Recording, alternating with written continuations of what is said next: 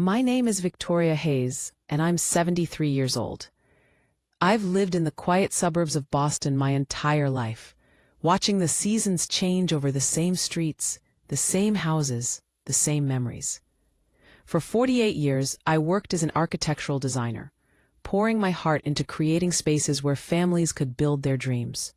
I thought I had done everything right.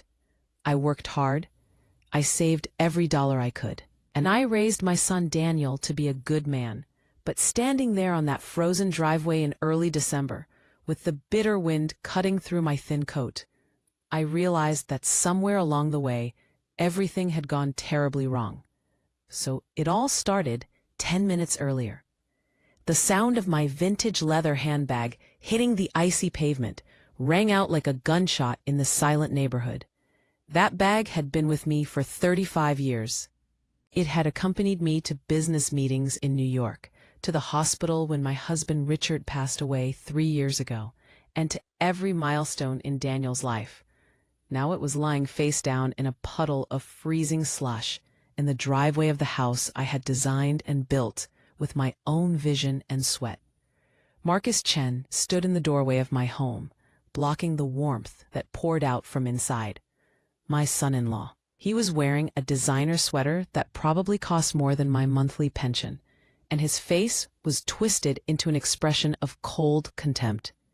He looked at me like I was something dirty he'd stepped in, not the woman who had welcomed him into our family 8 years ago with open arms and genuine hope for my daughter's happiness. "Time's up, Victoria," Marcus said, his voice flat and emotionless. "The bank's coming tomorrow. This property is in foreclosure. You need to leave before the authorities force you out." Foreclosure. The words slammed into me harder than the icy wind. This house in Brookline was everything to me. It was a 5-bedroom Victorian with intricate gingerbread trim that I had designed myself back in 1988. When Richard died 4 years ago, I was drowning in grief, barely able to function. Marcus had come to me with documents, talking about tax strategies and estate planning. He said he was a financial advisor, a genius with investments, and that he would handle the burden of property management so I could focus on healing. I trusted him. I signed the papers he put in front of me. I thought I was signing management agreements, but apparently I had signed away everything I owned. I swallowed hard, tasting bile in the back of my throat. My hands were trembling, partly from the cold, and partly from the sheer terror of being homeless at 73. "Marcus, please," I said, my voice cracking with desperation. "It's 18 degrees out here. There's a snowstorm coming tonight. Just let me stay in the guest room. I'll be gone by morning. I just need one night to figure out where to go." Marcus laughed, a dry, cruel sound that seemed to echo off the frozen street. "There's no guest room for you anymore, Victoria. You're a liability. We can't have you here when the appraisers come through. You're bad for the resale value." He glanced at his expensive watch as if I was nothing more than a boring appointment in his busy day, as if destroying someone's entire life was just another task to check off his list. I looked past him desperately, searching the hallway for any sign of my daughter, Sophia, my only child, the little girl I had raised alone after Richard's death. I had paid for her education at Boston University. I had walked her down the aisle when she married Marcus. When he started his investment firm, I was the one who gave them the capital to get started, draining my retirement account because I believed in family. I believed in helping those you love. Then I saw her. Sophia stepped out from the kitchen into the hallway. She was wearing a heavy winter coat, and her face looked pale, almost gray. For a brief moment, relief flooded through me. I thought she was coming to stop this insanity. I thought my daughter, my flesh and blood, would tell Marcus to back off and let her mother inside. "Sophia," I called out, taking a step toward the porch steps. "Sweetheart, please. Talk to him. This is madness." She didn't look at Marcus. She looked directly at me, and her eyes were filled with something I couldn't quite read. Was it pain? Was it anger? In her hands, she clutched a large black garbage bag. It looked heavy and full, and there was a tear in the side where something gray was poking through. She walked past Marcus and stood at the edge of the porch, right where I had planted the winter roses last spring. The steps were slippery with ice, the same steps I had climbed thousands of times over the decades.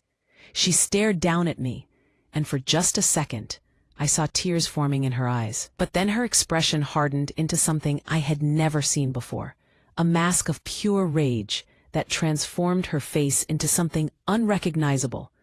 "Take your garbage," she screamed, her voice so loud it caused a dog to start barking 3 houses down.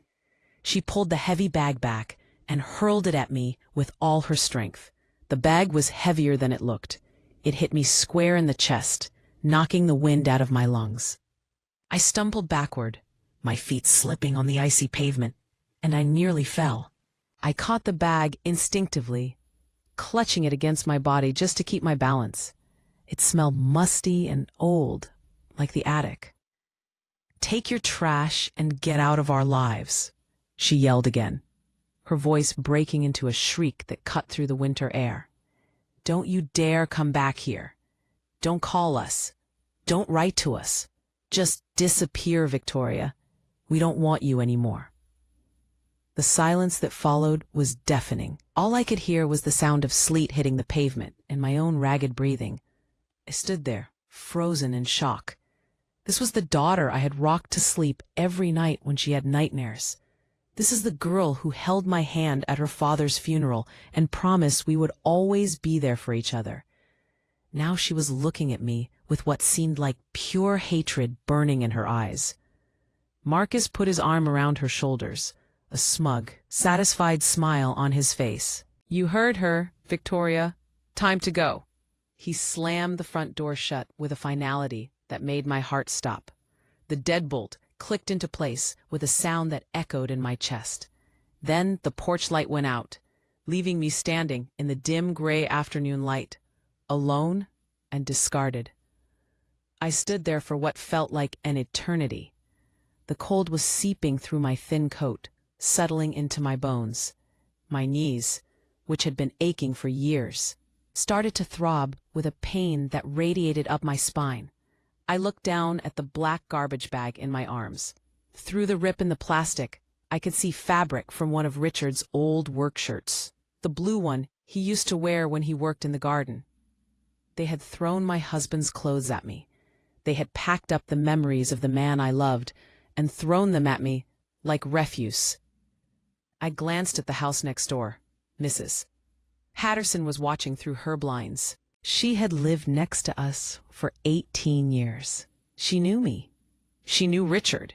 She had come to our barbecues and borrowed sugar for her pies. But she didn't come outside. She didn't offer help. The blinds snapped shut, and she turned her back on what was happening, unwilling to get involved in the ugly scene playing out on my driveway. A shame so deep it felt like it was burning my insides washed over me. I was a woman who had built her life on dignity and hard work. I paid my bills on time.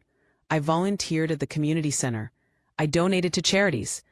And now I was a 73-year-old woman standing in the freezing rain with a garbage bag, kicked to the curb by her own daughter and son-in-law. I bent down slowly, my joints protesting every movement, and picked up my handbag from where it had fallen. It was soaked through, the leather stained with icy slush. I adjusted the garbage bag under my other arm. I should have left it there. I should have dropped it on their perfect lawn as a final statement of defiance. But seeing Richard's shirt poking through the tear, I couldn't do it. I couldn't leave his things in the mud, even if my own daughter had thrown them away like trash. I turned and started walking down the driveway. Every step felt like I was wading through cement. The slush soaked through my shoes, instantly numbing my toes. I walked past the mailbox I'd painted last summer in a cheerful yellow.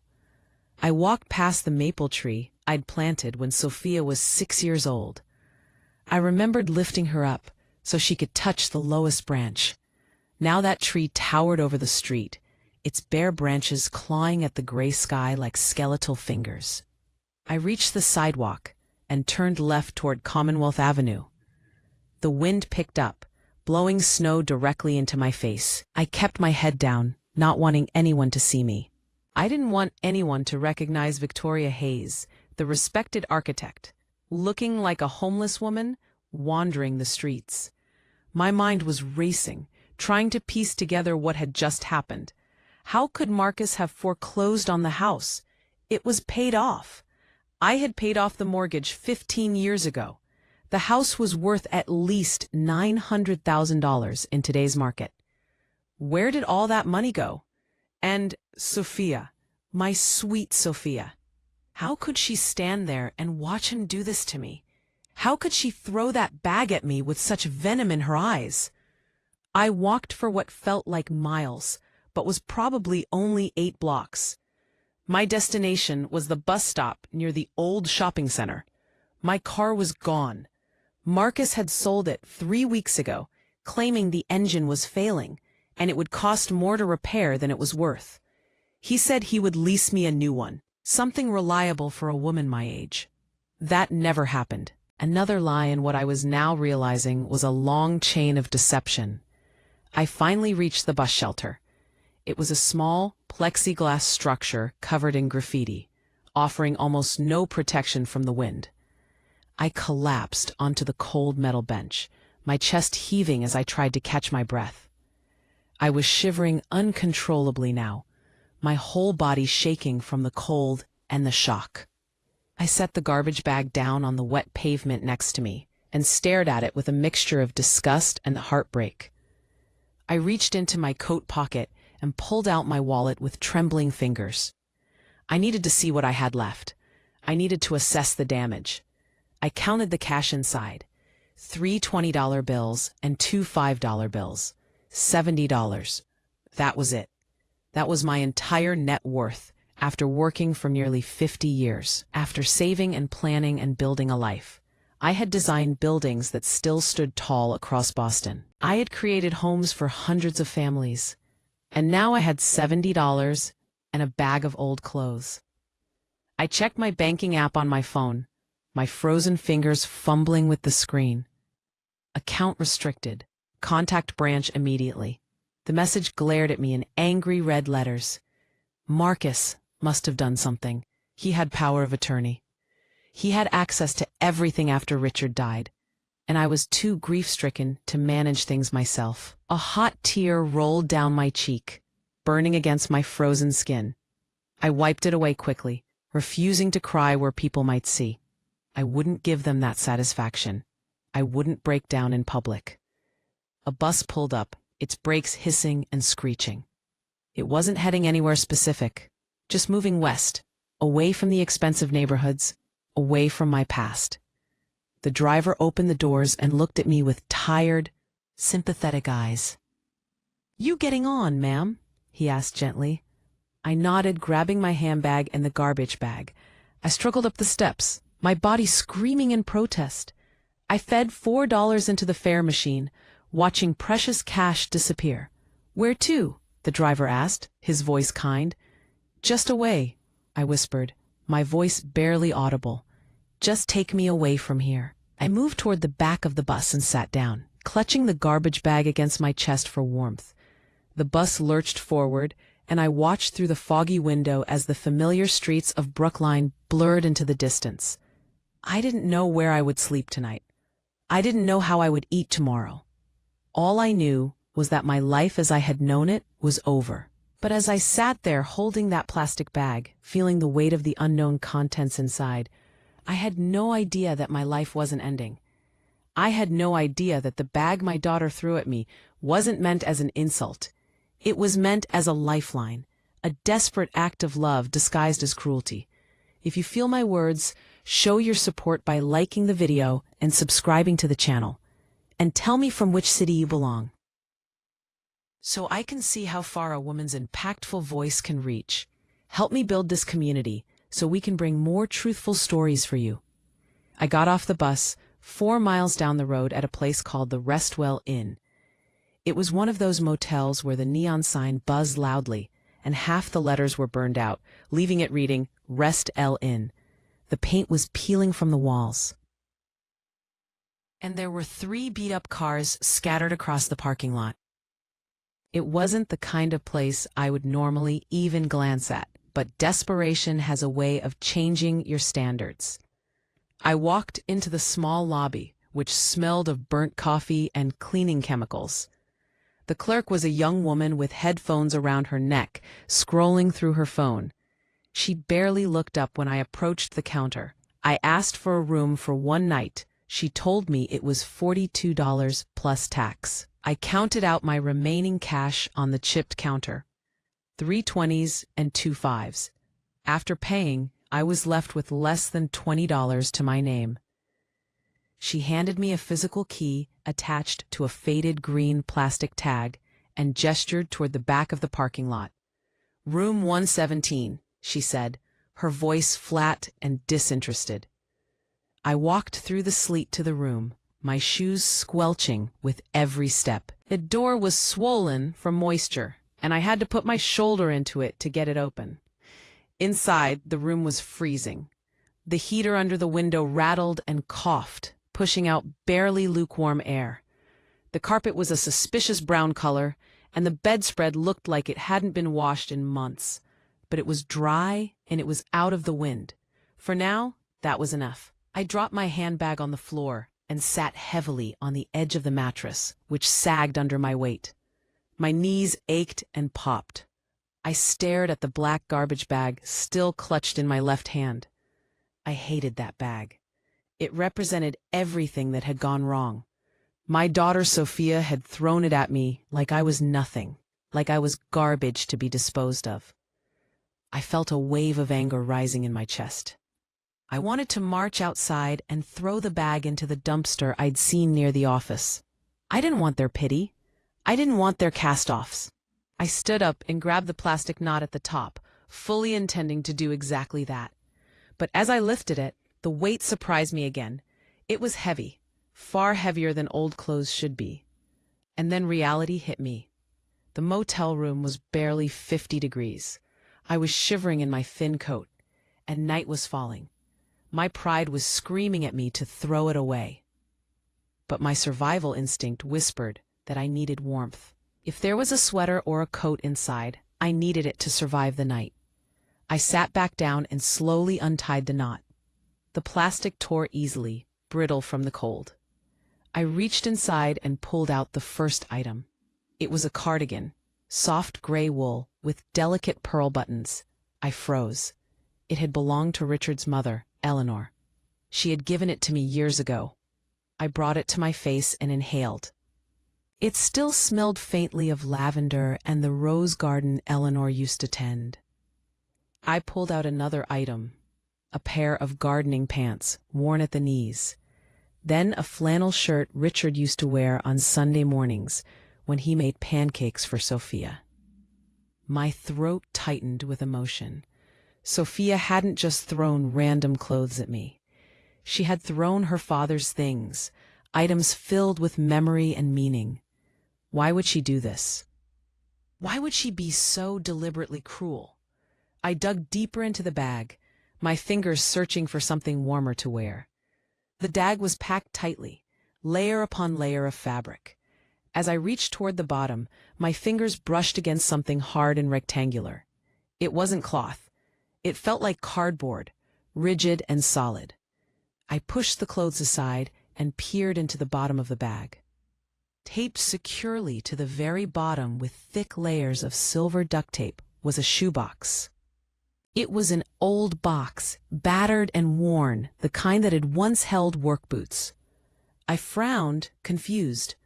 Why would Sophia tape a shoebox to the bottom of a garbage bag full of her father's clothes? I reached in and tried to pull it free, but the tape was incredibly thick.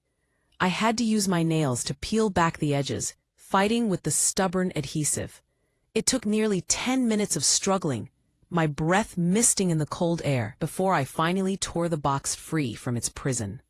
I set the box on the worn bedspread and stared at it. It was heavier than it should be. My heart was beating faster now, though I didn't understand why. Maybe it was just curiosity. Maybe it was the strange, desperate hope that I was missing something important. I peeled off the remaining strips of tape that held the lid down. My hands were shaking, partially from cold and partially from anticipation. I lifted the lid slowly, half expecting to find more old keepsakes or photographs. The first thing I saw was money. Bundles of it. Not neat, bank-wrapped stacks, but rubber-banded piles of bills. 10s, 20s, 50s, all used and worn. The kind of cash you accumulate over years from small sales, yard work, odd jobs. I stared at it in disbelief, my mouth falling open.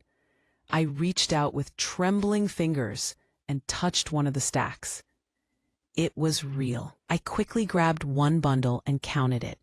$500. There were at least 30 bundles in the box. I did the math in my head, my brain struggling to process what I was seeing. There had to be at least $15,000 here in loose cash. My hands started shaking so violently, I nearly dropped the money. Where did Sophia get this? Why did she give it to me? And why did she throw it at me in a garbage bag while screaming at me to disappear? I set the cash aside carefully on the bed, laying out the bundles like precious artifacts. Underneath the money was a small navy blue book. I recognized it immediately. It was a passbook savings account, the old-fashioned kind that banks rarely issued anymore.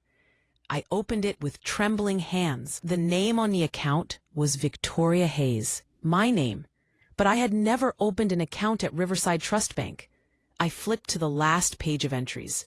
The date of the final deposit was 4 years ago, just 2 weeks before Richard died. The balance listed was $680,000.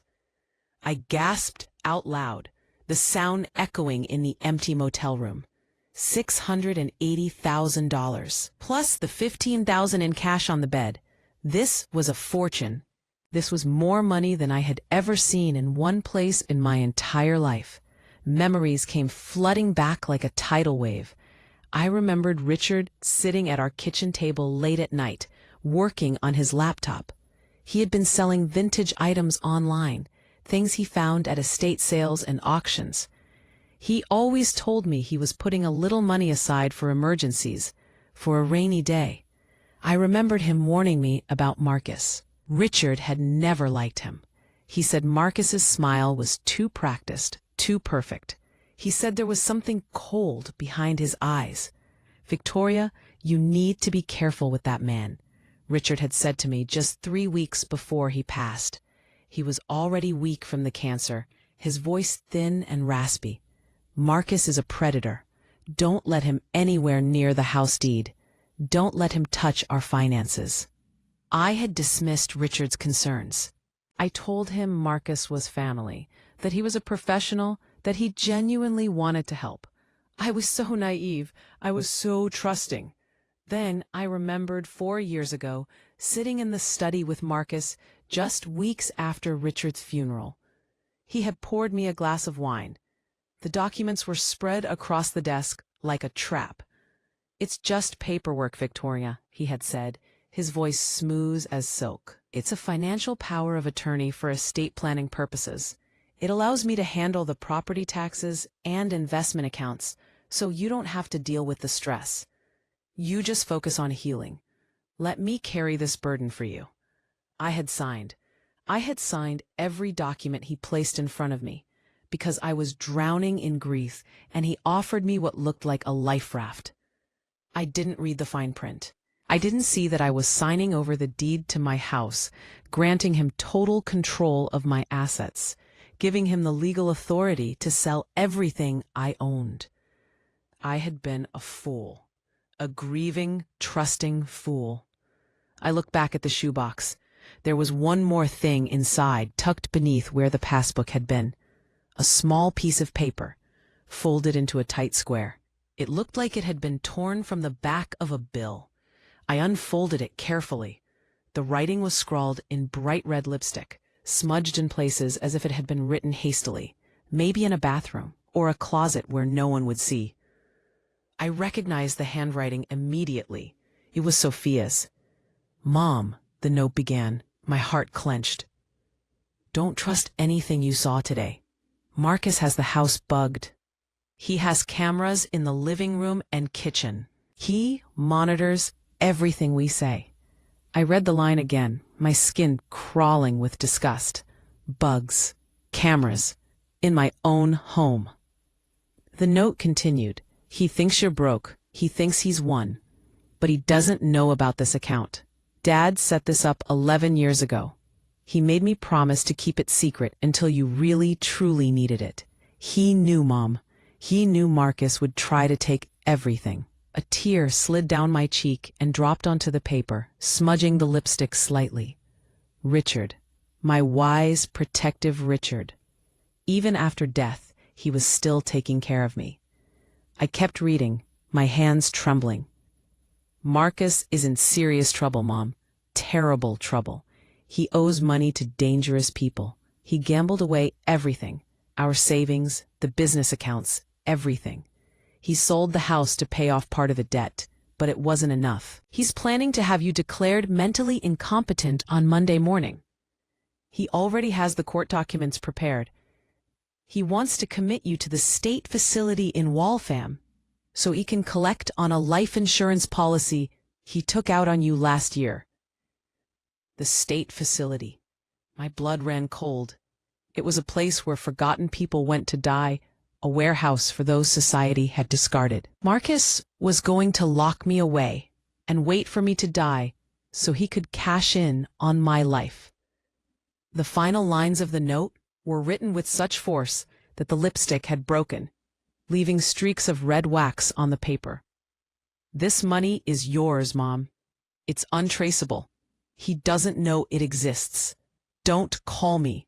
He checks my phone records. Take this money and hire the best lawyer you can find. Destroy him, Mom. Make him pay for what he's done. I love you more than anything." It was a really sad night.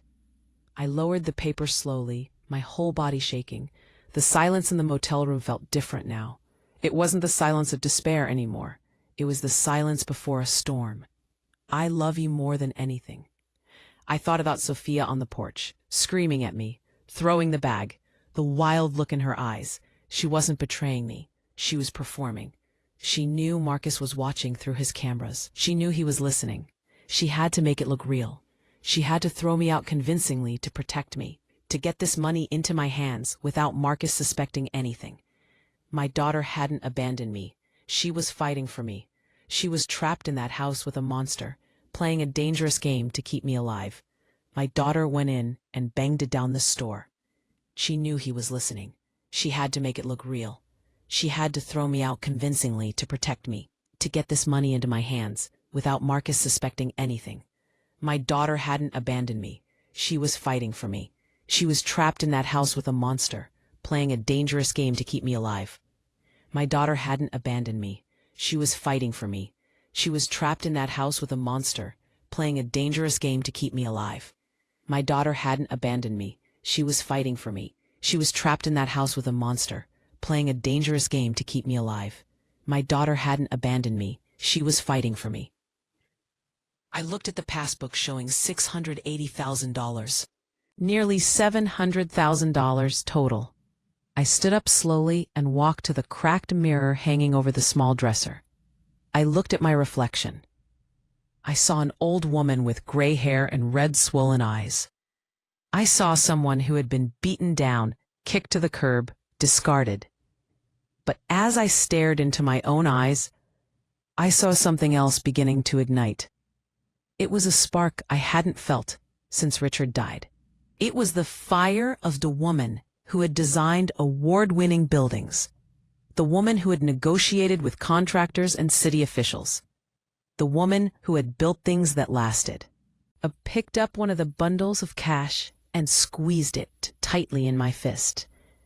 He was wrong. I wasn't helpless. I was trash. I was a widow, and I was now a woman with nearly $700,000 and a clear roadmap to my enemy's destruction. Strong. I carefully placed the money back into the shoebox. I put the passbook in my coat pocket, right against my heart. I folded the note and tucked it into my shoe for safekeeping. I wasn't going to sleep tonight.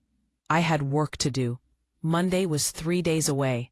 Marcus was planning to end my life on Monday, to lock me away and wait for me to die. Well, he was in for the surprise of his life. Because by Monday, I was going to be the one ending his freedom, his reputation, and his twisted plans. I turned off the flickering overhead light and sat in the darkness, watching the red glow of the motel sign flash through the thin curtains. I watched the snow continue to fall outside the window, and for the first time in a very long time, I didn't feel the cold. I felt the fire burning inside me, and it was burning hot and bright.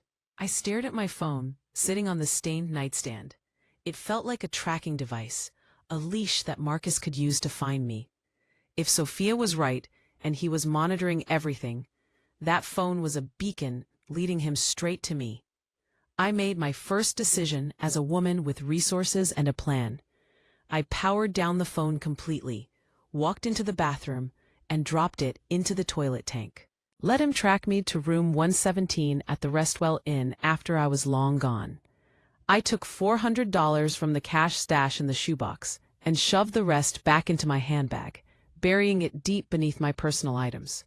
I needed to move, and I needed to stay invisible while I figured out my next steps. I walked nearly a mile through the bitter wind to a 24-hour pharmacy. My legs ached with every step, but I pushed through the pain.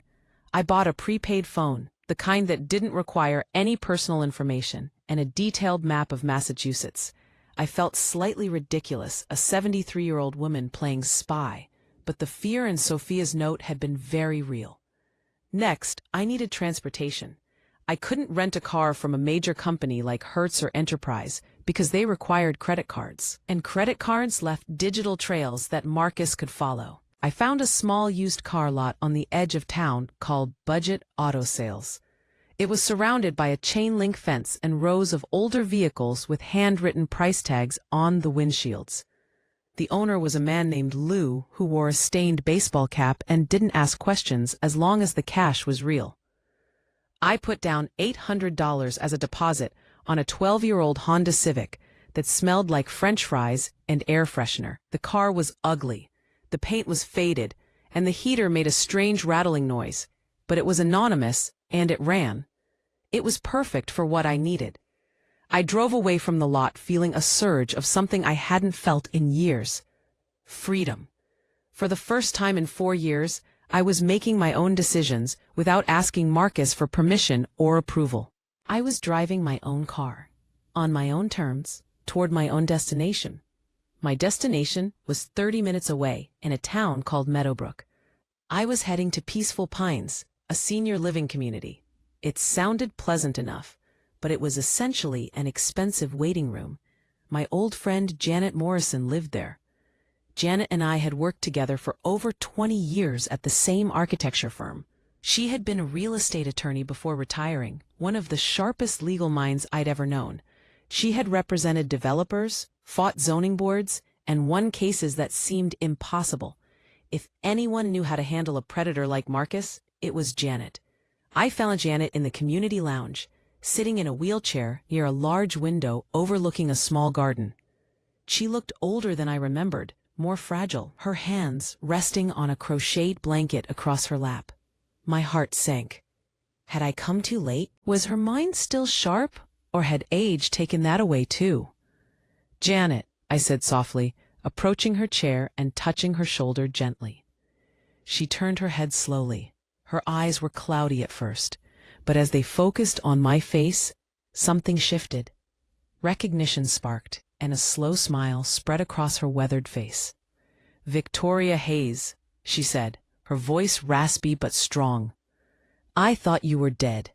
You look terrible." "I feel terrible, Janet," I replied, pulling up a chair beside her. "I need your help." Janet listened intently as I told her everything.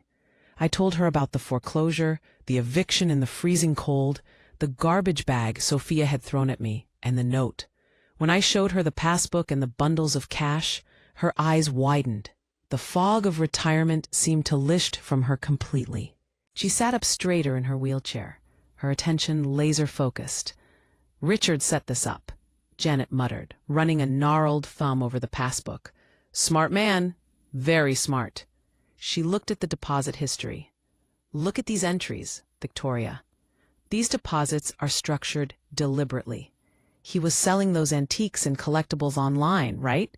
He was funneling the profits into this account, keeping it completely off the books and out of Marcus's reach. He was building you a life raft while you were busy trusting a shark." She looked at me, her expression deadly serious. "Do you understand what this means, Victoria? It means you have resources. And in any war, resources are ammunition." Janet wheeled herself over to a small desk in the corner of her room. She pulled out a sleek laptop that looked surprisingly modern for someone living in a senior facility. "You think I just sit here doing puzzles?" she asked, catching my surprised expression. "I still have contacts, Victoria. I still have access to databases and people who owe me favors. You want to know who Marcus Chen really is? Let's find out." For the next 5 hours, I watched a master strategist at work. Janet made phone calls, her voice commanding respect and action as she barked orders at private investigators and old colleagues in the county clerk's office. She typed furiously, accessing legal databases and financial records I didn't even know existed. I sat on the edge of her bed, eating tasteless applesauce a nurse had brought in, waiting anxiously for answers. Around 4 in the afternoon, Janet stopped typing. She spun her wheelchair around to face me, and her expression was grim. The playful spark was gone, replaced by the hard, calculating look of an attorney who had seen the darkest side of human nature. "It's worse than we thought, Victoria," Janet said quietly. "Much, much worse." "Tell me," I said, bracing myself for the truth. "Marcus Chen is not a successful financial advisor," Janet began, her voice cold and factual. "He's a fraud. He hasn't closed a legitimate investment deal in over a year. That fancy office downtown? It's leased, and he's 4 months behind on payments. The luxury car? Leased and about to be repossessed. But that's just scratching the surface." Janet tapped a printed document she'd pulled from her printer.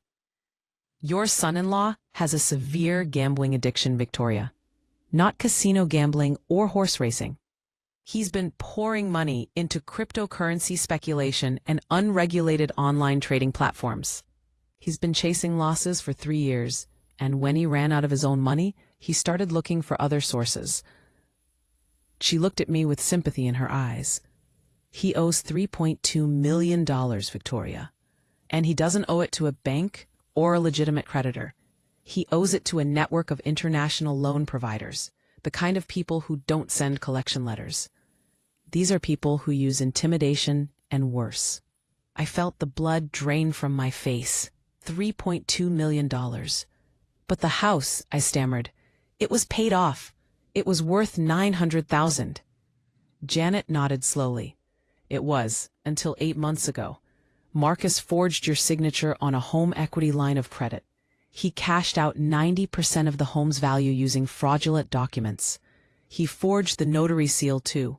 I have a friend at the county recorder's office who pulled the digital files. The signature is a decent forgery, but there are inconsistencies.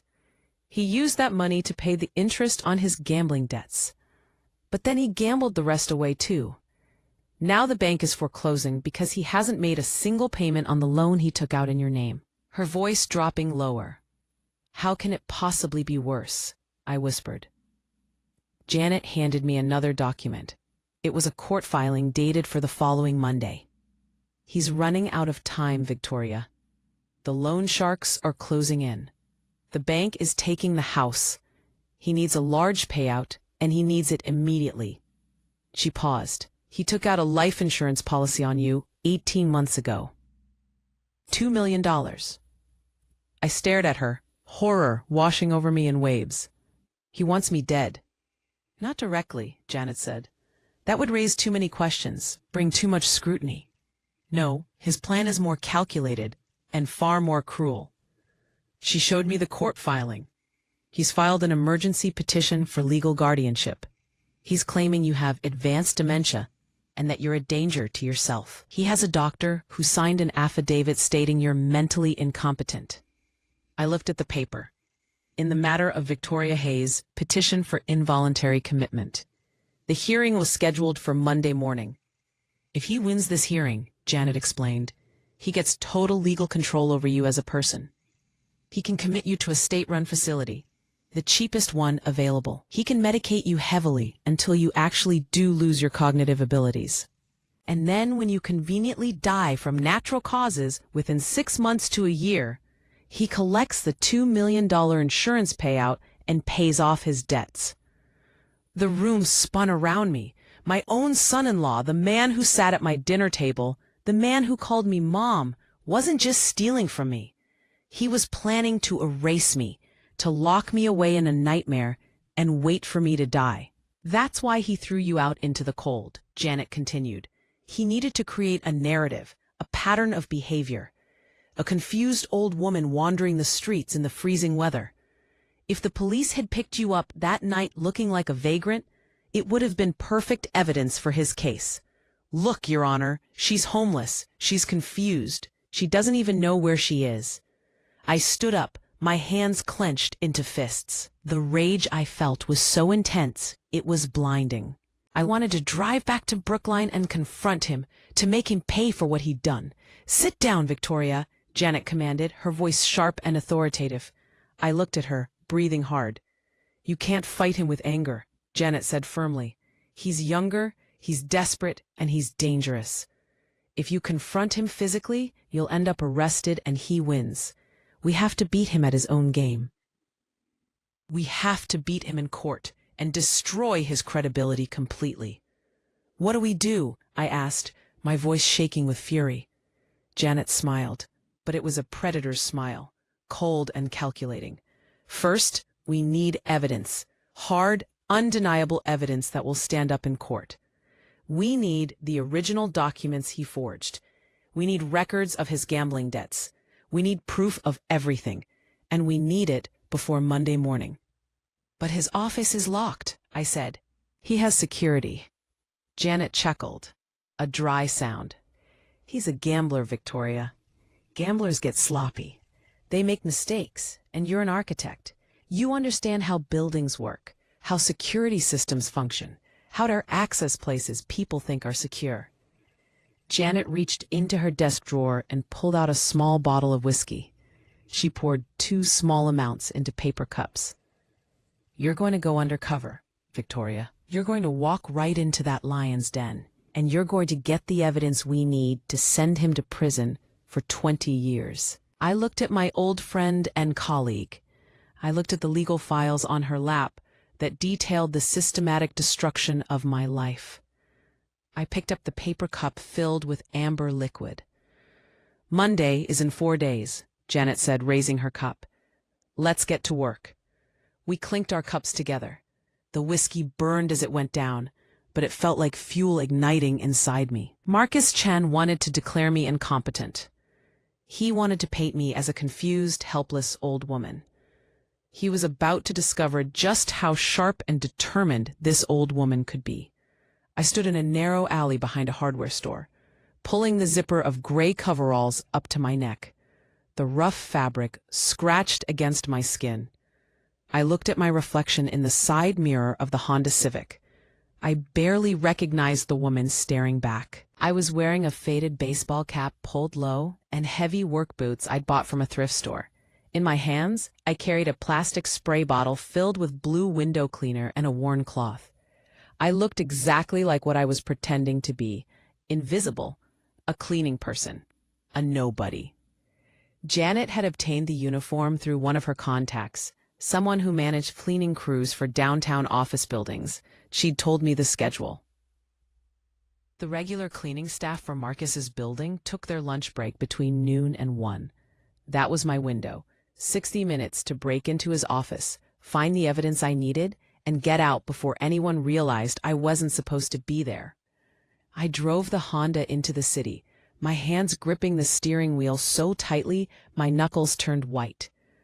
I had designed office buildings in this city. I had walked scaffolding 40 stories up when I was younger. I had never been afraid of heights or challenges. But this terrified me on a level I'd never experienced.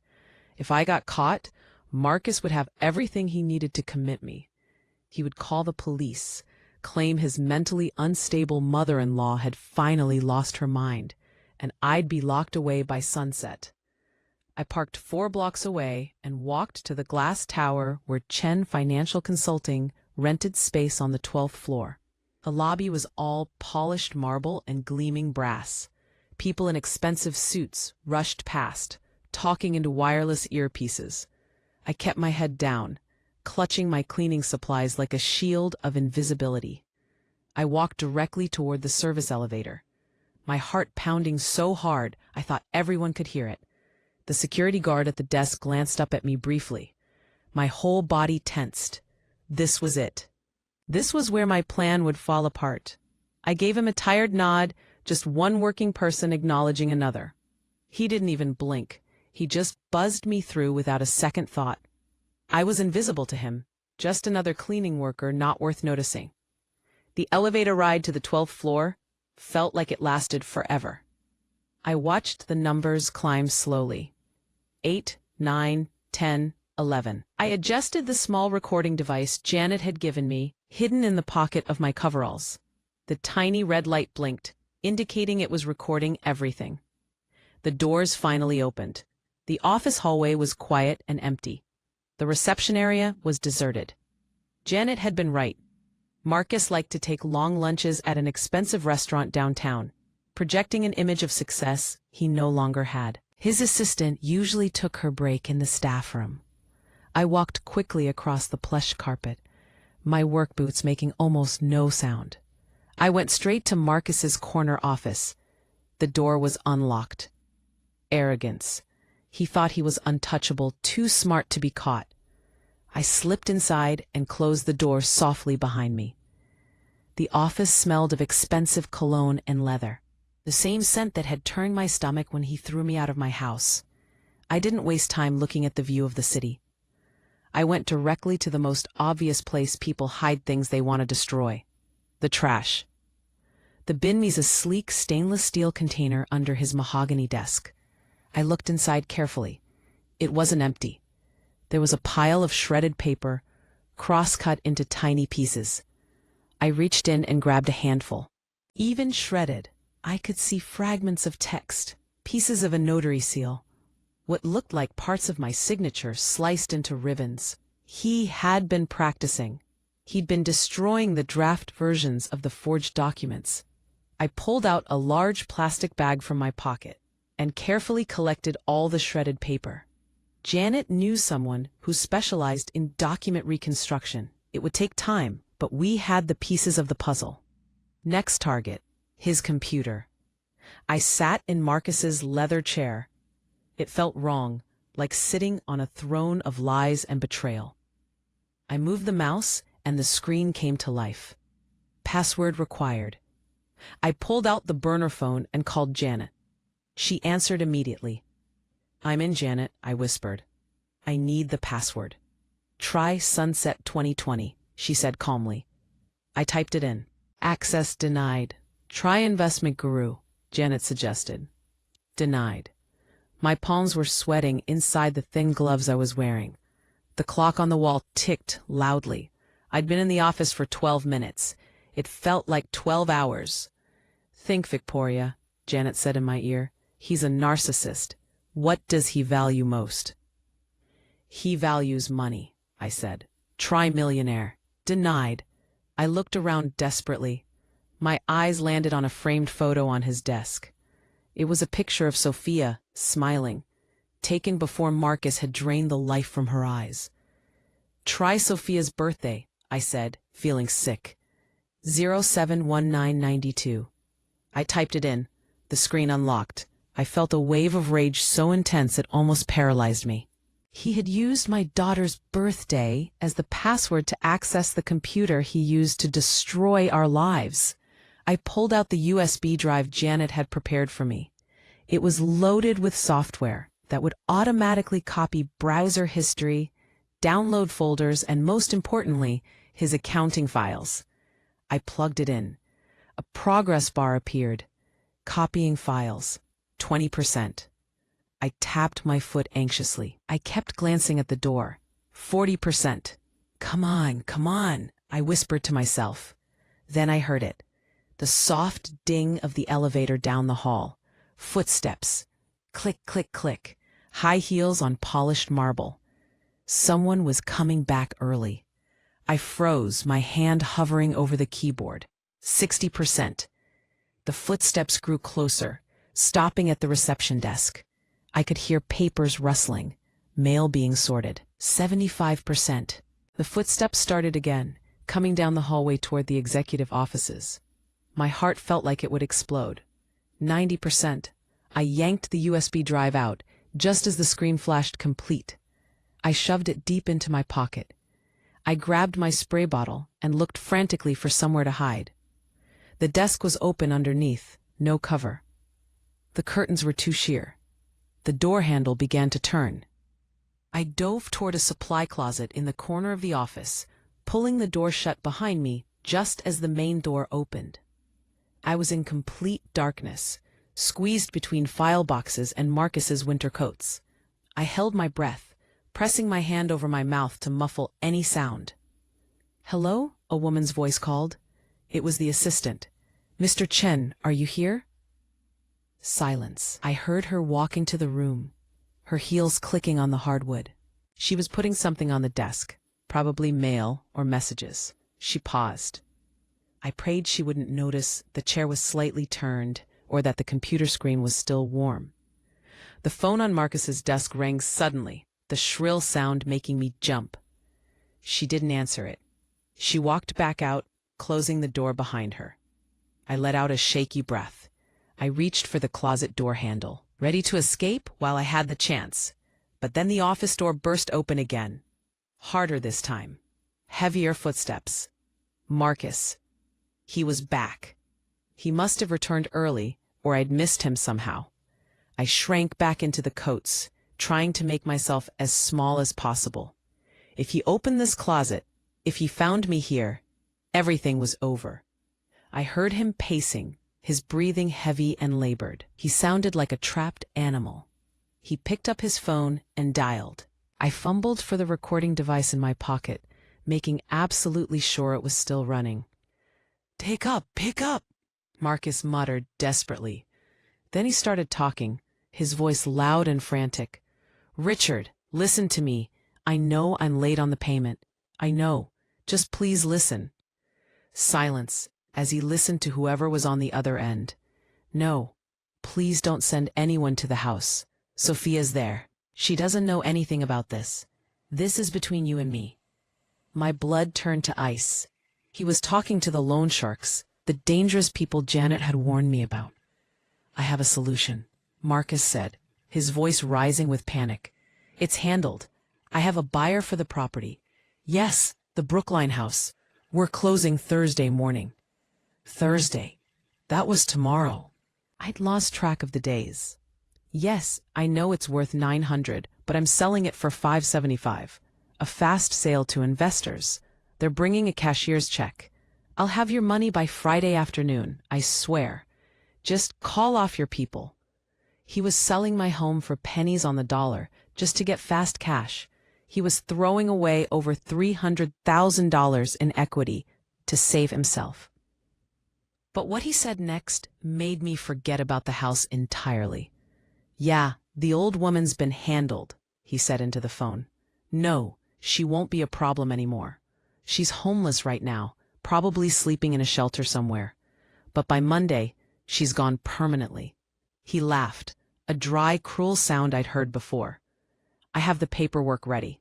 The psychiatrist signed the evaluation this morning. Advanced dementia, aggressive behavior, danger to herself.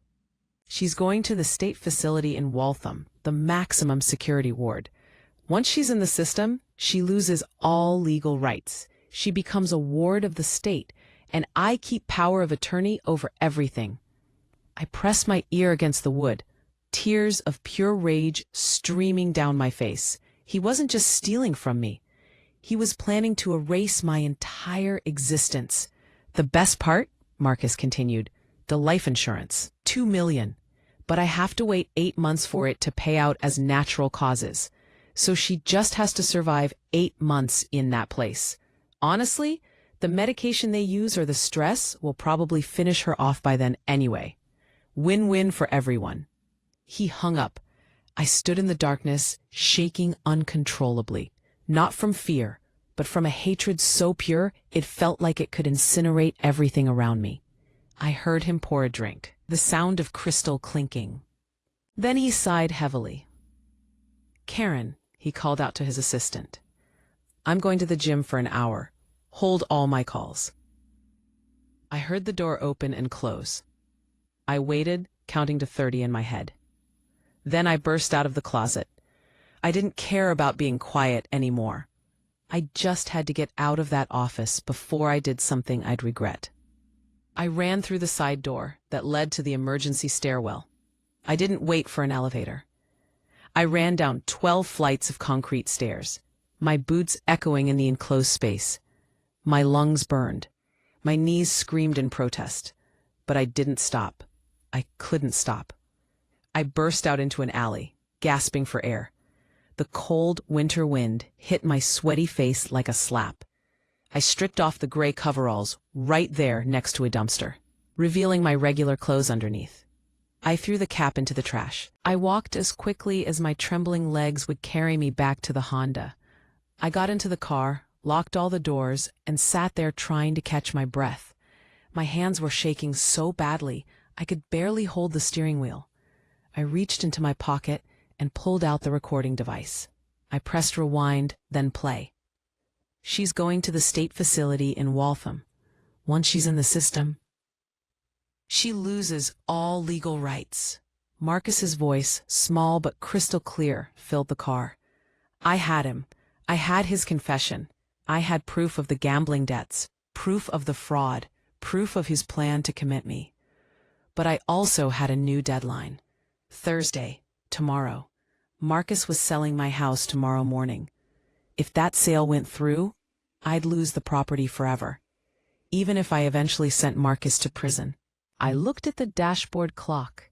It was 2:15 in the afternoon on Wednesday. I had less than 24 hours to stop him. I started the car, my mind racing through possibilities. I wasn't going back to the motel. I was going straight to Janet. We had the evidence. Now we needed a plan to spring the trap. Marcus Chen thought he was selling a house tomorrow. He thought he was buying his freedom with my life savings. But he was about to discover that he'd sold his soul, and I was going to be the one to collect payment. I sat in the same plastic chair in Janet's room at Peaceful Pines, staring at the wall clock as the second hand ticked past the 12. It was 2:45 on Wednesday afternoon. My hands were still shaking from the break-in, but my mind was crystal clear, focused on a single problem. We had evidence and we knew Marcus's timeline, but Sophia was still trapped in that house with a desperate, dangerous man who was spiraling out of control. She needed to know I was safe. She needed to know I'd found the money and that help was coming. Most importantly, she needed to know the nightmare would end tomorrow. But I couldn't call her. Janet had confirmed that Marcus monitored the landline, and Sophia's cell phone was on a family plan he controlled. Any text I sent would be visible to him immediately. Any call would be recorded. I needed a way to communicate that would fly completely under his radar, something analog in a digital world. I looked at Janet, who was busy analyzing the files I'd stolen from Marcus's computer. "Janet," I said, breaking the silence, "I need to order a pizza." Janet stopped typing and looked at me over her reading glasses, one eyebrow raised. "We're in the middle of planning a legal takedown, Victoria, and you're thinking about food? The cafeteria serves dinner at 5. "Not for us," I said, standing and beginning to pace the small room. "For Sophia. The night before. I explained my idea. Back when Sophia was a teenager and Marcus first started dating her, there was always a disagreement about pizza toppings when he'd join us for family dinners. Marcus was rigid and controlling even then. He wanted pepperoni or plain cheese, and he was obnoxiously opinionated about it, calling anything else disgusting. But Sophia and I had a secret favorite that we'd share when he wasn't around: pineapple and jalapeno. The combination of sweet and spicy. Marcus absolutely hated it. He refused to even be in the same room when we ate it, calling it an abomination. If a pineapple and jalapeno pizza showed up at the house at 3:30 on a Wednesday afternoon, Marcus wouldn't touch it. He'd be disgusted. He'd probably retreat to his office or leave the house entirely. But Sophia would know immediately. She'd know instantly that it came from me, that I was alive and thinking of her. Janet's expression shifted from confusion to understanding, then to admiration. "It's a Trojan horse," she said with a slight smile. "Clever." I used my burner phone to call a local pizzeria in Brookline that I knew delivered to our neighborhood. I placed the order carefully. 1 large pizza, pineapple and jalapeno. "Yes, I know it's an unusual combination." "No, I'm sure." "Name for the order?" the young man on the phone asked. "Put it under Victoria," I said clearly, so Sophia would see it on the receipt. "Any special instructions?" "Yes," I said, my voice steady and deliberate. "I need you to write something on the inside of the box lid." "Can you do that?" "Sure, we do that sometimes for birthdays. What do you want it to say?" I paused, choosing my words carefully. "Write this exactly. The cavalry arrives Thursday. Stay strong." I paid using cash I'd drop off at the restaurant beforehand, keeping everything untraceable. Then Janet and I waited. The next hour felt like the longest of my life. I paced Janet's small room while she continued working on the legal documents we'd need. I imagined the delivery driver pulling up to the house I used to own. I imagined the doorbell ringing, Marcus answering with irritation. At 3:45, Janet's computer pinged softly. She'd managed to access the cloud account for the security system Marcus had installed in the house. She pulled up the feed from the front hallway camera. The video was grainy, but clear enough. "Look," Janet said, pointing to the screen. I leaned in close, my heart pounding. I saw Marcus standing in the foyer, holding the pizza box at arm's length like it contained something toxic. He was clearly yelling, though there was no audio on this particular feed. He shoved the box towards Sophia, who was standing near the staircase, looking confused and frightened. She took the box hesitantly, then she opened it. I held my breath, watching her face on the pixelated screen. She looked at the pizza, then lifted the lid higher to see the message written inside. She went completely still. She stared at those words for what felt like an eternity. Then, very slowly, she looked up directly at the camera lens, as if she somehow knew I was watching from across the city. She didn't smile. She didn't cry. She gave the slightest, almost imperceptible nod. Just a tiny movement of her head. But it was enough. She understood. She had received my message. She closed the box and walked calmly toward the kitchen, her posture just a bit straighter than it had been moments before. "She knows," I whispered, feeling a massive weight lift from my chest. She got the message. 15 minutes later, the video feed showed Marcus grabbing his coat and storming out the front door. His face twisted in anger and agitation. The pizza had clearly upset him, though he had no idea why it had been sent. As soon as he was gone, Janet switched to a different window on her laptop, showing Marcus's text messages that were syncing to his cloud backup. A new message had just been sent from Marcus to someone labeled only as R in his contacts. "Wife is having a breakdown. Packing everything like a crazy person. Too much chaos. Staying at the office until the closing tomorrow. Can't deal with the stress." I smiled for the first time in days. Sophia was brilliant.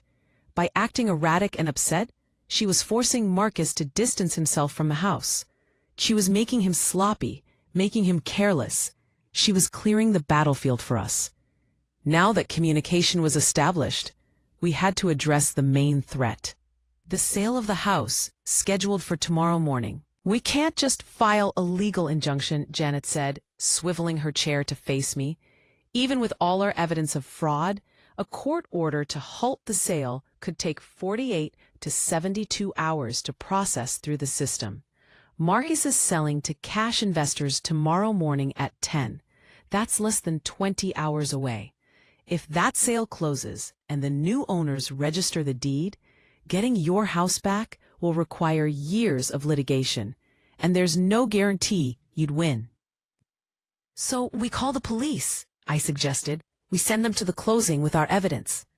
Janet shook her head firmly. Too risky. If Marcus sees police, he'll run. Or worse, he might destroy the original forged documents before we can seize them as evidence. We need to cut off his oxygen supply. We need to remove his motivation for selling. His motivation is the debt, I said. He owes $3.2 million to loan sharks. Exactly, Janet replied, her eyes gleaming with strategic brilliance. And in the world of high-risk lending, debt is a commodity. It can be bought, sold, and traded just like stocks or real estate. Janet pulled up a file on her screen, showing information about a company called Apex Recovery Solutions. This is the shell corporation the lending network uses to hold their high-risk debts, she explained. Legally, they're registered as a debt collection agency. They're holding the paper on Marcus's gambling losses. To them, Marcus is a toxic asset. He's 3 years behind on payments. He has no assets in his own name. He's a high probability of total default. If he goes to prison or flees the country, they recover nothing. So, I asked, trying to follow her logic. Janet leaned forward. So to them, getting 40 cents on the dollar is a gift. Getting 25 cents is better than zero. She looked at me seriously. Victoria, you have nearly $700,000. It's a lot of money. It's your security. But I can make a call. I know the attorney who represents Apex. I can offer to buy Marcus's debt. Buy it? I repeated, startled. Why would I want to own his debt? Because if we buy the debt, you become his creditor, Janet explained. We step into the shoes of the loan sharks. We can freeze the sale of the house, not as a family dispute, but as a secured creditor, exercising our legal rights. We can walk into that closing tomorrow morning and legally seize the funds before Marcus even touches them. I sat back, stunned by both the brilliance and the risk of the plan. But it will cost a significant amount of money, I said slowly. Janet nodded. I'll offer them $450,000 cash, immediate wire transfer, for the entire $3.2 million debt. They'll accept it, Victoria. They believe Marcus is never going to pay. $450,000 is like finding money on the street for them. $450,000. It was nearly 2/3 of what Richard had saved for me. It was money meant for my future, for my security in old age. If I spent it, I'd be left with only $250,000 plus whatever we could recover. But then I thought about my house. I thought about the oak tree in the front yard. I thought about Sophia throwing that bag to save me, risking everything. I thought about Marcus calling me incompetent, planning to lock me away until I died so he could cash a check on my life. This wasn't about money. This had never been about money. This was about taking back control of my life and protecting my daughter. Do it, I said firmly. Buy the debt. Janet didn't hesitate. She picked up her phone and dialed from memory. She put it on speaker so I could hear. A smooth, professional voice answered after 3 rings. This is Benjamin Carr. Benjamin, this is Janet Morrison. I haven't spoken to you since the waterfront development case. How are you? There was a pause. Janet Morrison, I heard you'd retired. I'm surprised to hear from you. What can I do for you? I just wanted to talk to you about an offer from an investor interested in acquiring a distressed debt portfolio from Apex Recovery. Janet said smoothly, slipping into her lawyer voice effortlessly. Specifically, the obligations of one Marcus Chen. Silence on the line, then a dry chuckle. Marcus Chen? That account is a disaster. The guy's completely underwater. Why would your client want that worthless paper? And my client specializes in aggressive recovery tactics, Janet lied smoothly. She believes she can extract value where others have failed. We're offering $450,000 cash wired today. Take it or leave it. I held my breath. $450,000 for a $3.2 million debt. It seemed impossible that anyone would accept such a low offer. Hold please, Benjamin said. The line went silent. We waited. Every second felt like an hour. I stared at the speakerphone, praying silently to Richard, asking him to guide us through this. Benjamin came back on the line. We accept. Wire instructions are being sent to your secure email now. Once funds clear, the promissory note, all security interests, and attached liens transfer to your client immediately. Pleasure doing business, Janet. It was done. Janet looked at me, her expression a mixture of triumph and concern. It's done. Now we need to send the money. Strong period ends. We drove to a major bank branch in downtown Boston. I walked in wearing my best coat, trying to project the confidence of money regularly. I sat down with a personal banker, a young professional woman who looked at my identification and then at the passbook from Riverside Trust. N strong P, B, /break period, ends. I need to wire $450,000 to this account, I said, sliding the wire instructions Janet had printed across the desk. She typed on her computer for a moment, then looked up with a slight frown. Ma'am, this is a substantial transfer. May I ask the purpose? It's a business investment, I said calmly, keeping my voice steady. Debt acquisition. She studied me for a long moment, then nodded slowly. I'll need you to sign here, here, and here. She pointed to several lines on the transfer authorization form. I signed my name, Victoria Hayes, with a steady hand. With each stroke of the pen, $450,000 of Richard's carefully saved money disappeared into the digital void, transferred to people I'd never met for a debt I never wanted. Transfer complete, the banker said, handing me a receipt. The funds have been sent. I walked out of the bank feeling both lighter and heavier simultaneously. I had just spent a fortune, but I had purchased something invaluable: control. Marcus's fate was now in my hands. I walked back to where Janet was waiting in the Honda. We did it, I said quietly, showing her the receipt. Janet smiled, a fierce, predatory expression. Congratulations, Victoria. You now own a $3.2 million debt. You're officially the shark. I looked at the receipt, at the proof of what I'd just done. Marcus Chen thought he was answering to criminals, to thugs who would hurt him if he didn't pay. He had no idea that his new creditor was the old woman he'd thrown out into the freezing cold, the woman he tried to destroy. Thursday morning was 18 hours away. Marcus was going to walk into that real estate closing, expecting a check that would save his life. Instead, he was going to find me waiting for him, and I was going to collect every single dollar he owed, with interest and consequences he couldn't even begin to imagine. Thursday morning arrived with a sky that looked like brushed steel, heavy and oppressive. Light snow was falling, dusting the streets of Boston with a thin layer of white.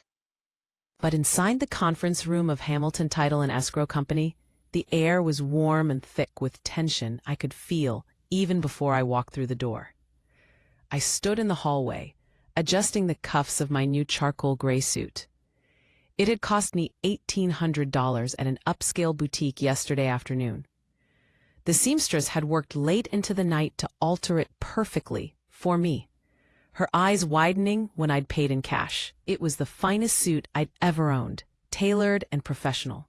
I looked at my reflection in a framed piece of artwork on the wall. The woman looking back was not the shivering, desperate person who'd been thrown out days ago. This woman looked powerful, This woman looked like someone who commanded respect. Next to me, Janet checked her watch. She was wearing her courtroom suit, a navy ensemble she'd kept from her practicing days. On her, it looked like armor. She carried a leather briefcase bulging with documents we'd spent all night preparing. She gave me a sharp, confirming nod. It was time. Inside the conference room, Marcus sat at the head of a polished table. He was sweating despite the air conditioning, repeatedly tapping an expensive pen against a leather portfolio. The rhythm betrayed his nervousness, his desperation. Emily sat next to him, looking small and pale. She was twisting a tissue in her hands, playing her role perfectly. Across from them sat a man in an ill-fitting suit with a calculating smile. The investor, the predator Marcus had found to buy my house for far less than its worth. The title agent, a tired-looking woman, pushed a stack of documents toward Marcus. "We just need signatures here, and here," she said, pointing with a perfectly manicured nail. "Then the cashier's check will be released." Marcus reached for the papers, his hand trembling slightly. This was the moment he'd been desperately waiting for. This was the $575,000 that would keep the loan sharks from breaking his legs, maybe even save his life. He picked up his pen. The tip hovered over the signature line.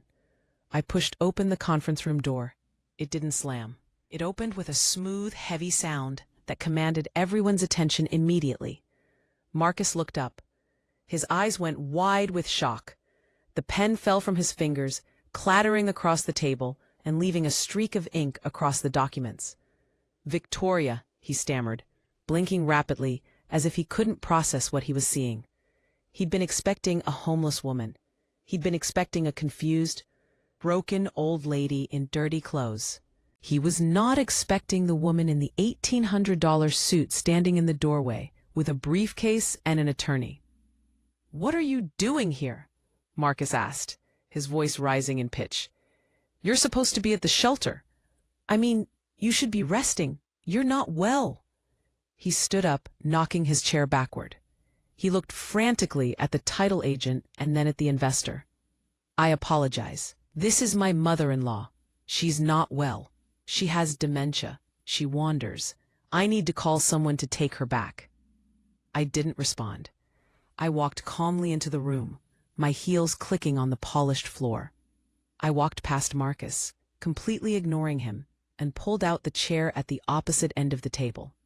I sat down deliberately, unbuttoning my jacket with slow, controlled movements. "I'm not wandering, Marcus," I said, my voice calm and clear.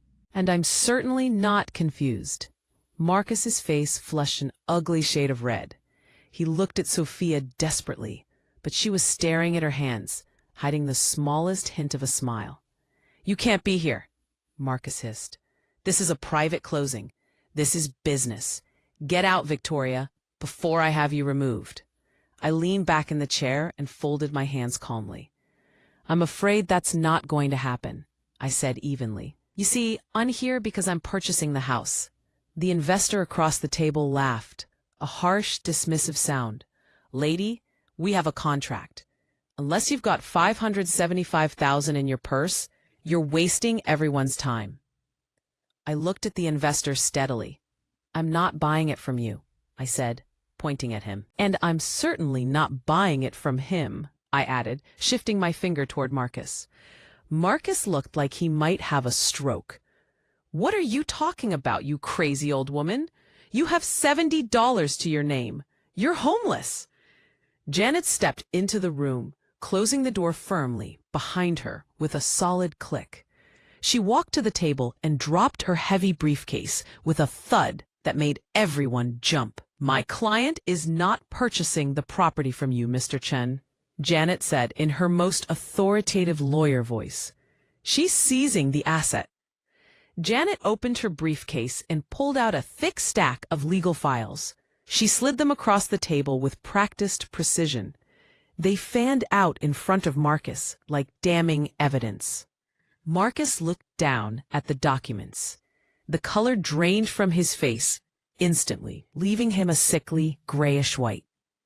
He recognized the logo on the top file, Apex Recovery Solutions. "What is this?" Marcus whispered, his voice barely audible. That, Janet said crisply, is your debt. All of it. The $3.2 million you owe for your gambling addiction. The principal, the compounding interest, the penalties. Every single cent. Marcus looked up at me. Horror and realization dawning in his eyes. You bought my debt, he choked out. I nodded slowly. As of yesterday afternoon, I am the sole owner of your promissory note. I am your creditor now, Marcus, and I'm calling in the loan immediately. The room went completely silent. The investor looked from me to Marcus, clearly sensing the deal was falling apart. What does this mean? He asked nervously.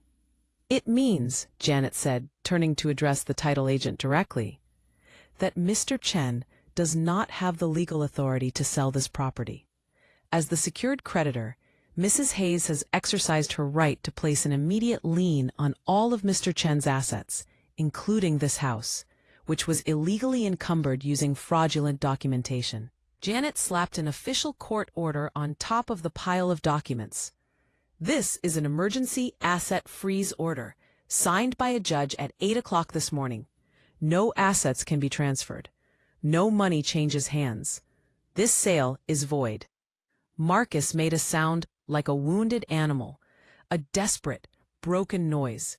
He stared at the cashier's check sitting on the table, the check that was supposed to save him. It was so close, just inches from his trembling fingers. You can't do this, Marcus screamed, slamming his hands on the table. That's my house. I have a buyer. I need that money. You need the money to pay the people who threatened your life, I said calmly, not raising my voice. But you don't owe them any more, Marcus. You owe me, and unlike them, I'm not interested in breaking your legs. I'm interested in breaking your freedom. The investor stood up abruptly, buttoning his jacket. I'm out, he said flatly. I don't touch properties with liens and fraud issues. Call me when you sort out your family problems. He grabbed his briefcase and walked out, leaving the door swinging behind him. Marcus watched him leave, his mouth opening and closing silently. The money, his escape, his salvation. Was walking out the door. He was trapped in a room with the woman he'd tried to destroy, and that woman now owned his entire life. If you feel my words, show your support by liking the video and subscribing to the channel. And tell me from which city you belong, so I can see how far a woman's impactful voice can reach. Help me build this community so we can bring more truthful stories for you. Marcus turned to Sophia, desperation clear in every line of his face. She was sitting quietly, her hands folded, her expression unreadable. He must have thought she was still the compliant, frightened woman he'd controlled for years. Sophia, baby, please, he begged, reaching toward her but stopping short of actually touching her. Your mother's lost her mind. Look at what she's doing. She's destroying our future. Tell them to stop this. Tell them we need to sell the house so we can start over. Just you and me, like we always planned. I watched my daughter carefully. For years, I'd seen her shrink under his manipulation, watched her voice get quieter, her spirit dim. I was terrified she might break, that years of conditioning would be too powerful. But Sophia stood up. She didn't do it quickly or dramatically. She stood with slow, deliberate grace, a movement that seemed to suck all the oxygen from the room. She smoothed the front of her dress and looked Marcus directly in the eyes with an expression I'd never seen on her face before. Cold, absolute indifference. She reached into her handbag and pulled out a small velvet pouch. Marcus's eyes locked onto it, a flicker of hope crossing his face. Maybe he thought she was offering him something to pawn or sell. She turned the pouch over, and a ring slid into her palm. It was her wedding ring, a large solitaire diamond that caught the light from the conference room windows. Do you know how I found out the truth, Marcus? Sophia asked, her voice soft, but cutting through the silence, like a blade. I took this ring to a jeweler last week to have it cleaned and resized. I've lost weight from all the stress you've put me through. Marcus's face went from pale to ashen. He opened his mouth, but no sound emerged. pale. Then Sophia continued, taking a step closer to him. He told me he doesn't clean costume jewelry. He said this was cubic zirconia. A decent fake, but worthless. She took another step. You sold my real wedding ring, didn't you? You sold the ring you put on my finger when we made vows to each other. You replaced it with glass while I was sleeping. You probably gambled away the money the same day, in Paris's. Sophia, I was going to buy it back, Marcus whispered, tears beginning to leak from his eyes. I just needed one good win. I did it for us. In Paris's. For us? Sophia repeated, her voice rising with anger. There's no us, Marcus. There's only you and the mountain of lies you've built to hide your addiction. She pulled her arm back and threw the ring. It hit Marcus hard on the cheekbone, leaving a red mark before bouncing off and clattering onto the table with a hollow plastic sound. But that's not even the worst part, Sophia said, her voice shaking now with emotion. The worst part is that you're not just a thief. You're a fool. Marcus rubbed his cheek, looking at her with confusion and growing fear. What are you talking about? Sophia pointed a trembling finger at me. Do you remember last Sunday, Marcus? Do you remember the snow and the ice? Do you remember forcing me to throw my own mother out into the freezing cold? Do you remember the garbage bag? Marcus frowned, confused. The garbage bag? That was just trash. Old clothes. What about it? Sophia let out a laugh that sounded slightly unhinged. It wasn't trash, Marcus. That bag contained the only thing in that house worth anything real. She took a deep breath. I didn't throw my mother out. I threw her a lifeline. And you were too busy feeling powerful to even check what was inside. What was in the bag, Sophia? Marcus asked, his voice barely a whisper. Sophia smiled, cold and triumphant. Almost $700,000. Cash and a savings account. Dad's insurance policy for Mom. Everything was hidden in a shoebox taped to the bottom. I threw it to her so you wouldn't find it, so she could use it to destroy you. Marcus's eyes bulged. He stared at Sophia, then at me, then back at Sophia.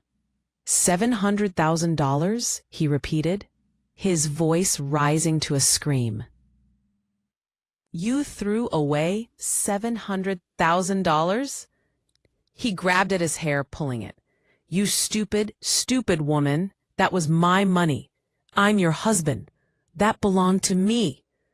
It was never yours, I said, my voice low and dangerous. It belonged to Richard, and now it belongs to me, the woman who bought your pathetic life.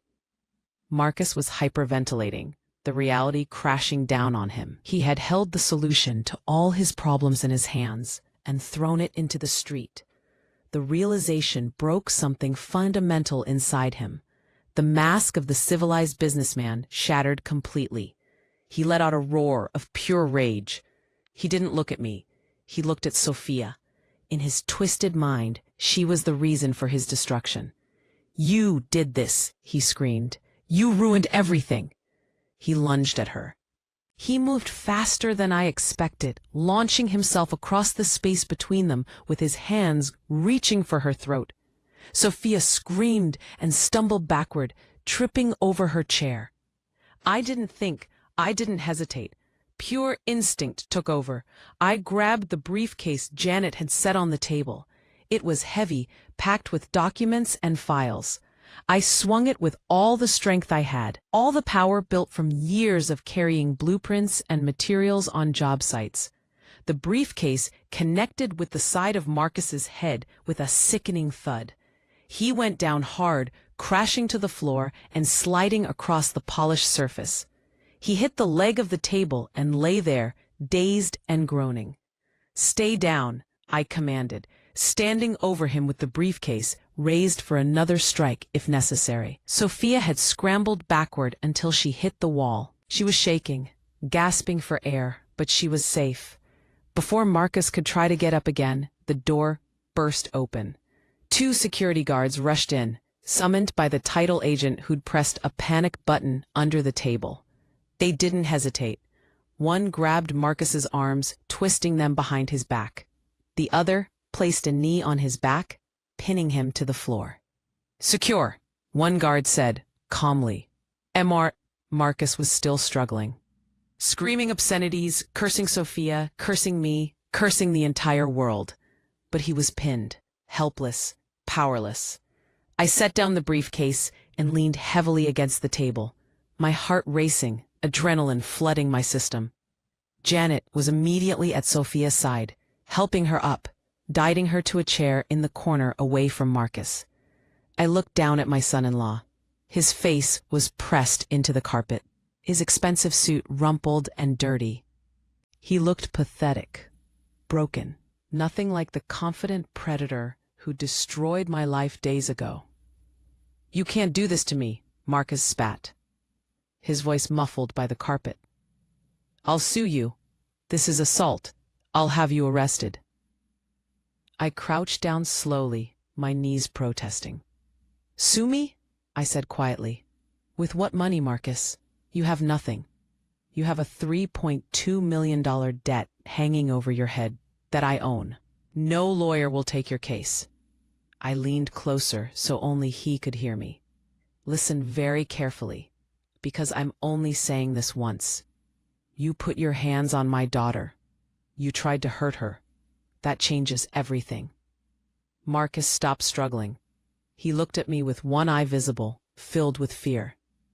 "I bought your debt to control you," I continued, my voice dropping to barely a whisper. "I bought it to save my house and expose your crimes. But now I'm going to take your freedom." I tapped the floor near his face. "I have evidence of every fraudulent document you created. I have recordings of you planning to commit me to a facility so you could collect insurance money on my death.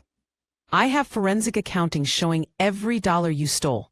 I have enough to bury you for 20 years. Marcus swallowed hard, his Adam's apple bobbing. "And while you're in prison," I continued, "I'll make sure every single inmate knows exactly what you are, a man who stole from his family, a man who tried to hurt a woman. Your life will be a living hell. Do you understand me?" I asked. Marcus nodded slightly, his cheek scraping against the carpet. "Yes," he whispered. "Good," I said, straightening up with effort. I looked at the security guards. "Call the police. I'm pressing charges for assault and attempted battery." As the guards made the call, I walked over to Sophia. She was pale but steady, Janet's arm around her shoulders. I sat down next to my daughter and took her hand. It was cold and trembling. "It's over, sweetheart," I said gently. "It's finally over. You're safe now."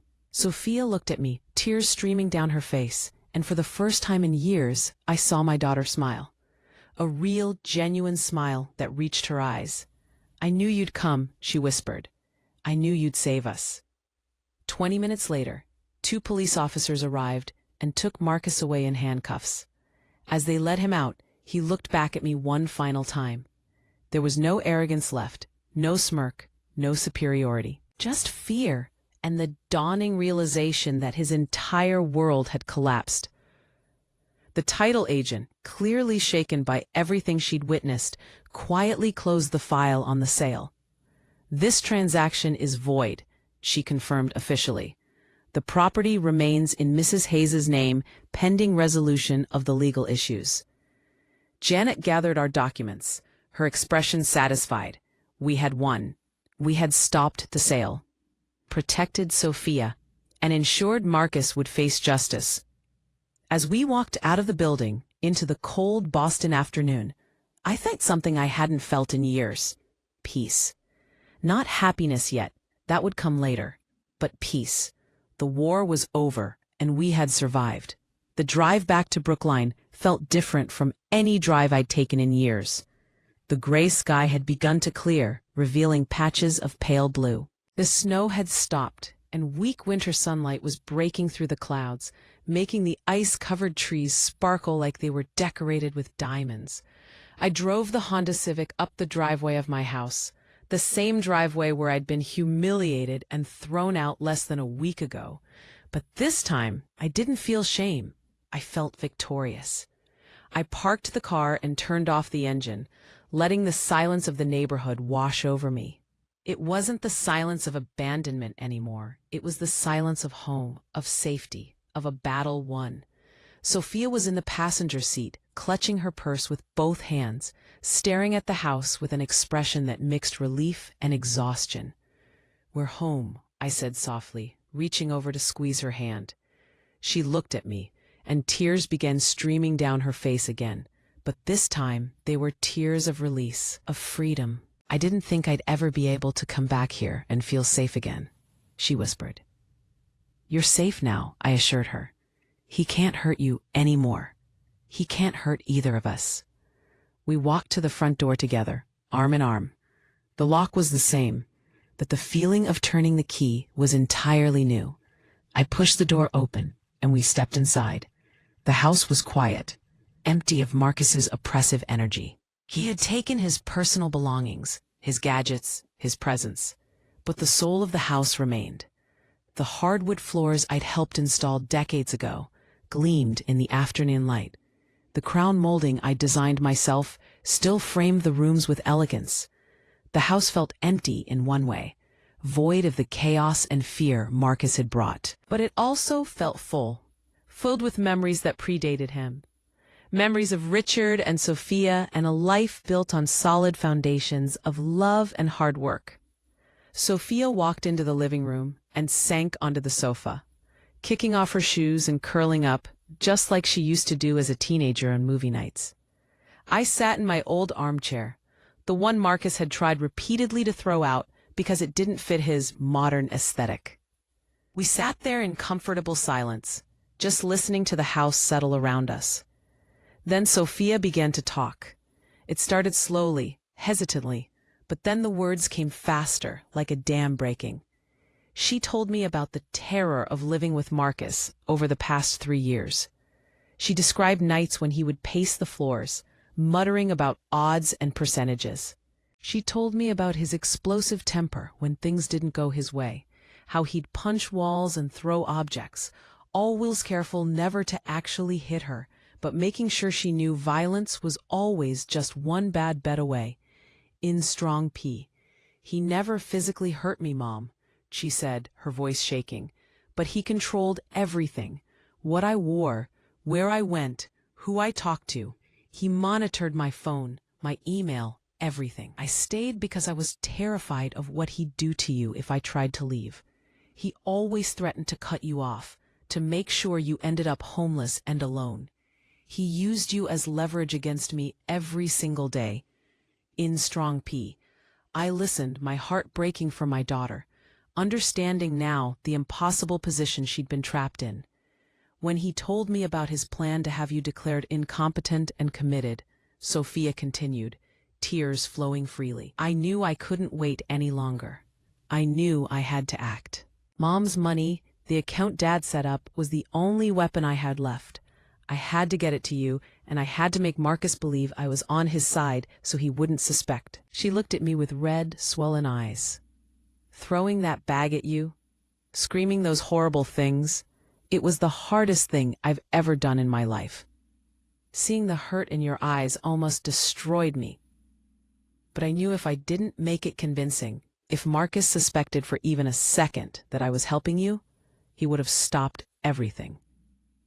I moved from my chair to sit beside her on the sofa, wrapping my arms around her. "You saved us, Sophia," I said firmly. "You were braver than I ever could have been.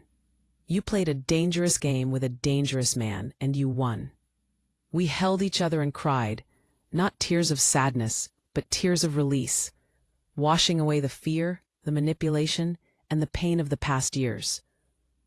Later that evening, we sat at the kitchen table with notebooks and pens, planning our next steps. The financial situation was complex, but manageable. I had spent $450,000 of the $700,000 to buy Marcus's debt, leaving me with about $250,000, plus whatever we could recover from selling Marcus's luxury items, which Janet had already arranged to have seized as assets. "First priority," I said, making a list. "We restore this house. Not the way Marcus wanted it, all cold and modern. We bring it back to what it was, what it should be, Sophia nodded enthusiastically. "I want to paint the kitchen yellow again," she said. "The way Dad always wanted it, warm and welcoming." "Yellow it is," I agreed, smiling. "But there's something else I want to do with the remaining money, Sophia. Something important." I explained my idea. I wanted to establish a foundation in Richard's name, dedicated to helping elderly people who had been victims of financial exploitation and fraud. I wanted to use our experience, our pain, to help others who found themselves in similar situations, trapped by family members or caregivers who saw them as opportunities rather than people deserving of dignity. "We'll call it the Richard Hayes Protection Fund," I said. "We can use it to provide legal assistance, emergency housing, financial counseling. We can help people fight back against those who prey on them." Sophia's eyes lit up with genuine excitement for the first time in years. "Dad would have loved that," she said. "He would be so proud." "And I know exactly who should run the legal side," I added. "Janet. She's been dying of boredom in that retirement community. This would give her purpose again." The next morning, I drove back to Peaceful Pines. I found Janet in the activities room, half-heartedly working on a jigsaw puzzle that looked mind-numbingly boring. I sat down across from her and slid a folder across the table. "What's this?" Janet asked, her eyes narrowing with interest. "It's a job offer," I said. "I'm starting a foundation to help seniors who've been financially exploited. I have seed money. I have a mission, but I need someone who knows the law inside and out, someone who isn't afraid of a fight, someone who can be absolutely ruthless when necessary." Janet opened the folder and read through the proposal I drafted. I watched her face transform. The boredom dissolved, replaced by the sharp focus of someone who'd just been given a purpose worth fighting for. "You can't pay me much," Janet said, though there was no complaint in her voice, just acknowledgement of financial reality. "I can pay you in purpose," I replied, "and I promise better coffee than what they serve here." Janet closed the folder and tapped it with her finger decisively. "I'll need an office," she said, a smile spreading across her face. "A real one, with a proper desk and a computer that actually functions. And I'll need a budget for private investigators." "Done," I said, grinning. "Welcome to the team, counselor." That night, Sophia and I had our first real dinner in the dining room in years. There were no caterers, no expensive wines, no pretense. Sophia made pot roast with carrots and potatoes, following Richard's old recipe that we'd both loved. The house smelled of rosemary and comfort and home. We sat at the table where we'd celebrated birthdays and holidays for decades. The chair where Marcus used to sit didn't feel like a void or a wound. It felt like a space that had been cleared of something toxic, making room for healing. "This is good, Mom," Sophia said, taking a bite of the pot roast. "This is really, really good." "It is," I agreed. I raised my glass of water in a toast. To Richard, who protected us even after death. To courage when it mattered most. And to new beginnings. Sophia raised her glass, tears shining in her eyes but a smile on her face. To Dad, to us. To freedom. The sound clear and pure, like a bell signaling the end of a nightmare and the beginning of something better. Over the following weeks, our lives began to take shape again. The criminal charges against Marcus moved forward rapidly.